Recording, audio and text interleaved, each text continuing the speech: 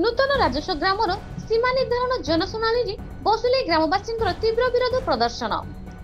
ढेंकानाल जिला पर्जंग तहसील अंतर्गत बसुलई ग्रामर पड़ा ग्राम कॉलोनी 3 और 4 को नूतन राजस्व ग्रामर मान्यता और सीमा निर्धारण पर तहसील प्रशासन पक्षर आज एक जनशुणाणी अनुष्ठित होता।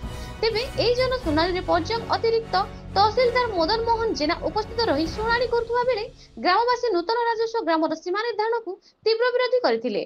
कारण सेमानकु न जणाई नूतन राजस्व ग्राम घोषणा सह सीमा निर्धारण किपरि करिवे बोली प्रश्न करथिले ग्रामवासी, जहा फल उक्त जनशुणाणी को सुचारू रूपे बंद करा जिबा सह एही प्रस्ताव को उपस्थित अधिकारी मानकु जणाइबा परे आगामी दिन में सरकार का निर्देश अनुसार पदक्षेप नियाजियो बोली कहिसंती। अतिरिक्त तहसीलदार डेंगुरिया सर्कल आरआई तहसील प्रशांत उपस्थित थिले।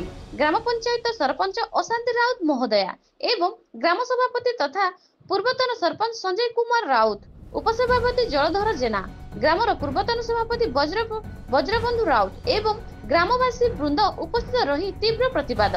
प्रजंगरू गोपबंधु जेना रिपोर्ट आगामी टीवी।